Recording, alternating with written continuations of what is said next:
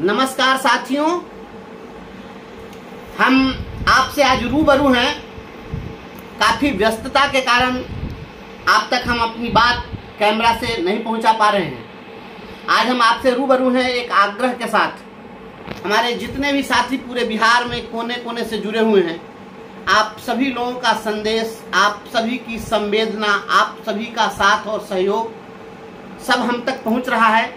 इसके लिए मैं आप सभी लोगों को हृदय से धन्यवाद देता हूं और आभार प्रकट करता हूं। और आप सभी जान रहे हैं इस बात को कि आपकी आवाज़ कुंद न पड़े, शिक्षकों के आवाज़ को कोई दबा न सके, इसके लिए हमने अपनी नौकरी कुर्बान की। और हमारे सामने, आपके सामने संघर्ष के सिवा अब कोई रास्ता नहीं बचा है। अब तो ऐसी परिस्थितियां हैं कि या तो हम घुटना टेक दें, सरेंडर बोल दें, या इस पूरे सिस्टम से हम जिस तेवर के साथ लड़ते हैं वह लड़ते रहें। मैं एक बात सोचता हूं कि यदि आज मैं घुटना टेक दूं, मैं सरेंडर बोल दूं, मैं जाकर शिक्षा विभाग के हुक्मरानों की अधीनता स्वीकार कर लूं, तो कल को शायद फिर शिक्षकों का नेतृत्व करने वाला कोई नहीं रहेगा। और यह बात बार बार मेरे दिमाग में आती है कि सारे संगठन, सारे नेता, सभी लोग धराशायी हो जाएंगे तो भविष्य में कोई आपकी आवाज बनकर खड़ा नहीं होगा। इसलिए अब डू और डाई की स्थिति है, करो या मरो की स्थिति है। आज डिपार्टमेंट ने हमें धक्का देते देते, मेरे गले में हाथ डालकर, शिक्षकों के गले में हाथ डालकर धक्का देते देते उस दीवार तक पहुंचा दिया है जहां उस दीवार के पीछे हटने का आपके पास विकल्प नहीं है। अब आपके पास रास्ता नहीं है, दीवार में सटा दिया है। अब या तो मारा जाना है या वहां से प्रतिकार करना है। तो प्रतिकार करने की बारी है। मैं समझता हूं कि यह बुलंद आवाज हमेशा बुलंद रहनी चाहिए और शिक्षकों की आवाज बुलंदी पर रहनी चाहिए। इसके लिए हमने तय किया है कि हम ये विधान परिषद का चुनाव लड़ेंगे। ये शिक्षकों ने निर्णय लिया है, आपने निर्णय लिया है कि आपकी आवाज सदन में जाए और वहां आपकी आवाज जिस प्रकार से सड़कों पर गूंजती है, जिस प्रकार से आप कैमरा पर देखते हैं, आपकी यह आवाज सदन के अंदर आपके सम्मान की रक्षा के लिए, आपके गरिमा और महिमा की रक्षा के लिए और शिक्षा विभाग के भ्रष्ट पदाधिकारियों को उनकी औकात दिखाने के लिए, आईना दिखाने के लिए आपकी आवाज सदन में जाए। तो मैं एक आग्रह कर रहा हूं। मैं जो समस्या अभी देख रहा हूं, ये जो तिरहुत स्नातक निर्वाचन क्षेत्र का ये जो सीमा है, इसकी यह 4 जिलों की सीमा है। इसमें सीतामढ़ी, शिवहर, मुजफ्फरपुर और वैशाली इस क्षेत्र में है। 54 प्रखंड है और 1001 पंचायत है। इस 1001 पंचायत के लिए हम लोगों ने जो कार्य योजना बनाई है, उसमें हर पंचायत के लिए पंचायत प्रभारी हम लोगों ने बनाया है। कुछ जगह नहीं बन सके अभी तक, उसको हम बना रहे हैं। यह संभव है कि कुछ जगह पर हमारे संगठन के लोग काफ़ी सक्रिय भी हो सकते हैं, कुछ जगह कुछ कम सक्रिय हो सकते हैं, लेकिन अब किसी संघ संगठन की कोई सीमा नहीं रह गई है। आप सभी लोगों को खुद को ब्रजवासी बनना पड़ेगा। सबको, आप तमाम लोगों को आगे आना पड़ेगा और अपनी आवाज़ बुलंद करनी पड़ेगी। आप देख रहे हैं जिस प्रकार से पूरे चारों जिला में, सभी प्रखंडों में हमारे जो साथी हैं, वे सभी लोग हमारा फॉर्म पहुंचा रहे हैं, हमारा संदेश पहुंचा रहे हैं, तस्वीरें वहां से साझा कर रहे हैं। तो मुझे लगता है कि सभी जगह लोग सजग हैं, सक्रिय हैं और यह चुनाव नहीं, चुनौती है और चुनौती को हमने, आपने सबने स्वीकार किया है। तो हमें रिकॉर्ड बनाना है, इतिहास रचना है। आप यह इंतजार मत करिए कि कौन फॉर्म लेकर आएगा, यह इंतजार मत करिए कि अमुक विद्यालय तक कौन आपका संदेश लेकर पहुंचेगा।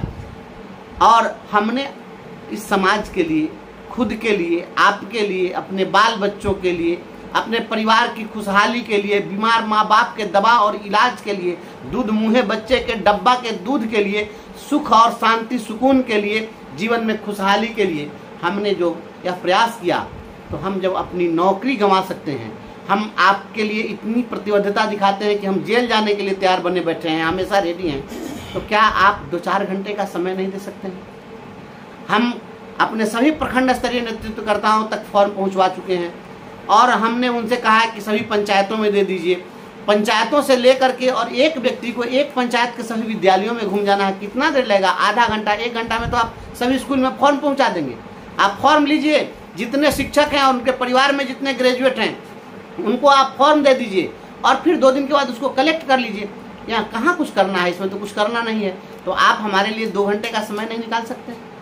अगर आप 2 घंटे का समय नहीं निकाल सकते हैं, आप थोड़ी सी चर्चा नहीं कर सकते हैं, थोड़ी सी चिंता नहीं कर सकते हैं, तो ऐसी स्थिति में हमें दुख होगा और मैं समझता हूँ कि ये लड़ाई जो है यह कमज़ोर पड़ेगी। यह चुनाव नहीं है, यह लड़ाई है, इस बात को समझना पड़ेगा। आप तमाम साथियों से मेरा हाथ जोड़ के विनम्र अनुरोध है कि आप सभी लोग प्रखंड स्तरीय नेतृत्वकर्ता से बात करें, जिला स्तरीय नेतृत्वकर्ता से बात करें, दिक्कत हो सीधे हमसे बात करें और जहां फॉर्म नहीं गया है वहां हर पंचायत के लिए एक व्यक्ति खुद जिम्मेवारी लें। जहां कम वहां हम, इस फॉर्मूले पर आप काम करिए कि जहां कोई नहीं हो रहा है वहां कोई तो साथी आगे आइए, मुझे खुशी होगी और तब मुझे इस बात के लिए गर्व होगा कि हम जिस समाज के लिए लड़ते हैं वह समाज आज हमारे साथ मजबूती के साथ खड़ा है। नहीं तो मेरा भी मनोबल छोटा होगा, आप सभी लोग। और एक बात मैं आपको बताना चाहता हूँ, इस मैसेज को आप लोग अधिक से अधिक लोगों तक पहुंचाइए। इस तिरहुत स्नातक निर्वाचन क्षेत्र से एक डॉक्टर प्रत्याशी बन रहे हैं और वो डॉक्टर साहब बहुत बड़े डॉक्टर हैं, बहुत बड़े पूंजीपति हैं, पॉलिटिकल फैमिली से आते हैं और उनकी करतूत जान लीजिए। मैं आपको बता रहा हूँ, आज मैं कांटी गया था और मैं वीरपुर गया था, मोतीपुर के कुछ पंचायतों में गया था।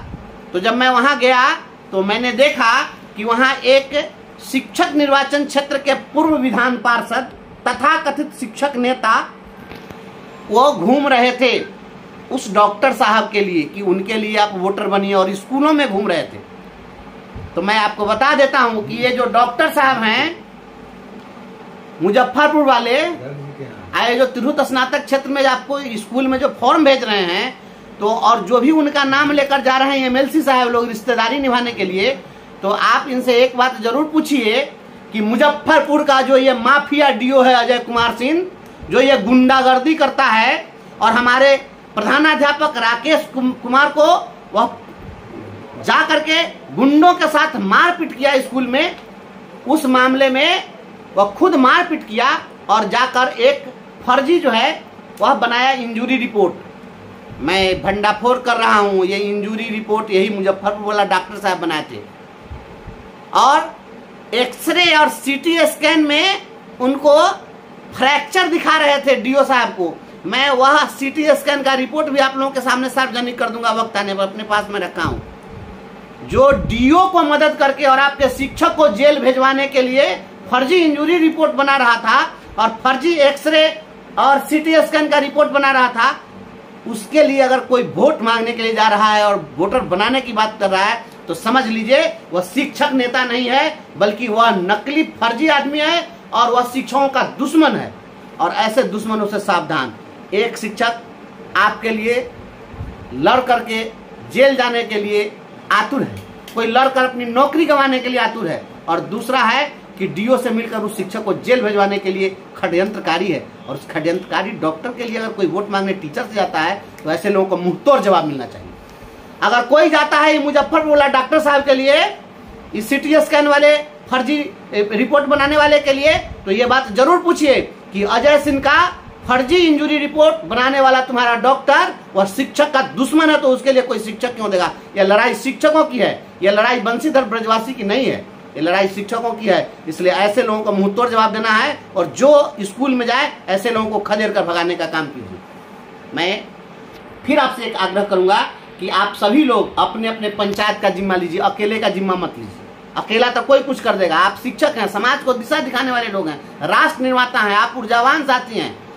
आप हर आदमी एक पंचायत का जिम्मा लीजिए। जिस पंचायत में हम कमजोर पड़ रहे हो, जहां तक हमारा फॉर्म नहीं पहुंचा हो, जहां कहीं दिक्कत हो, आप सीधे हमसे बात करें और आप हमें बताइए कि यहाँ पर नहीं पहुंचा है, हम आप तक फॉर्म पहुंचवा देंगे। आप अपने पंचायत में, एक पंचायत में 7, 8, 9 विद्यालय होता है, आप उतने विद्यालय में केवल हमारा फॉर्म जाके पहुंचा दीजिए और फिर 2 दिन के बाद कलेक्ट कर लीजिए। इतना तो आप सहयोग मेरा कर ही सकते हैं, और इतना भी अगर सहयोग न करेंगे तो फिर मेरा तो ये लड़ना व्यर्थ हो जाएगा।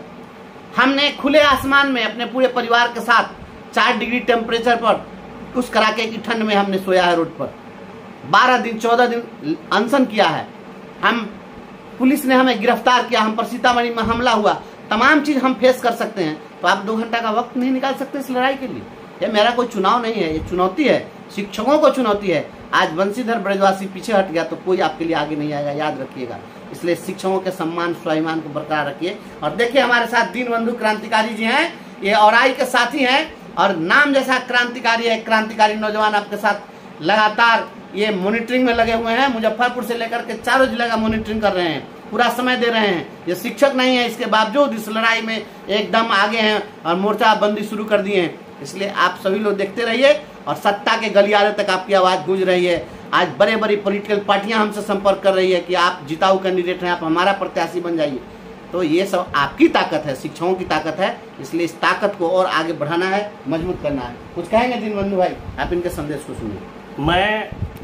नमस्कार, मैं दीनबंधु क्रांतिकारी औराई से मैं आप तमाम शिक्षकों एवं जितने भी बुद्धिजीवी हैं, मैं उनसे यही आग्रह कर रहा हूं कि ये लड़ाई संघर्ष की लड़ाई है।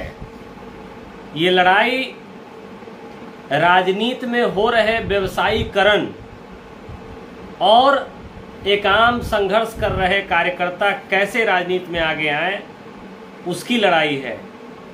और खास करके मैं सभी शिक्षक बंधुओं से यह अपील करना चाहता हूं कि जो व्यक्ति निरंतर आपकी आवाज को बुलंद करने के लिए न कभी अपने जान का परवाह किया, न कभी अपने परिवार का परवाह किया और न ही अपने नौकरी का परवाह किया और लगातार आपकी आवाज को उठाते रहे। बीच में एक तानाशाह जो शिक्षा विभाग में आए के पाठक जी, उनके खिलाफ बिहार में कोई भी नेता, उनके भ्रष्टाचार के खिलाफ कोई भी नेता बोलने को तैयार नहीं था।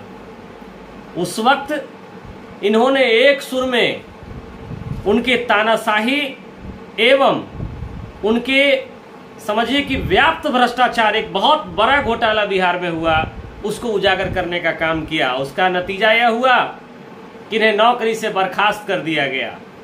आज अगर बंशीधर ब्रजवासी सदन में नहीं जाते हैं तो आप समझिए कि आपकी आवाज को गला घोंटकर बंद कर दिया जाएगा। कोई आपके लिए आवाज उठाने को तैयार नहीं रहेगा। इसलिए मैं तमाम शिक्षक बंधुओं से यह अपील कर रहा हूं कि हम सभी सामाजिक कार्यकर्ता इनके साथ हैं। आप आगे आइए और ज़्यादा से ज़्यादा वोटर बनाने पर हम लोग काम करें। साथ ही मैं सामाजिक कार्यकर्ताओं से यह अपील करना चाहता हूं कि हम सभी अभी जो एमएलसी का जो चुनाव होता है, इसमें जो स्नातक पास है वो वोटर बन सकते हैं। इसमें 1 रुपये का खर्चा नहीं है। लेकिन अभी जो स्थिति बना हुआ है कि जितने भी धन पशु हैं, धन कुबेर हैं, वही एमएलसी का चुनाव लड़ सकते हैं, वही विधायक का चुनाव लड़ सकते हैं, वही सांसद का चुनाव लड़ सकते हैं। लेकिन जब आम सामाजिक कार्यकर्ताओं के साथ कोई घटना दुर्घटना हो जाती है या किसी ग्रेजुएट युवाओं के साथ अगर कोई घटना दुर्घटना होता है तो ये धन पशु आपके पास नहीं आएंगे। आपको इनके दरबार में जाना पड़ता है और इनके दरबार में पहले उनके कुत्तों से, उनके गार्ड से फरियाने के बाद उनके पीए से फरियाना पड़ता है, तब जाकर के मालिक का दर्शन होता है। ऐसे लोगों से सावधान रहें और आइए एक आम सामाजिक कार्यकर्ता को सदन में भेजें ताकि सड़क की आवाज सदन में गूंज सके और एक मजबूत और एक बेहतर साफ सुथरा विकल्प हम तिरहुत निर्वाचन क्षेत्र को दें। यही मेरा अपील है। नमस्कार।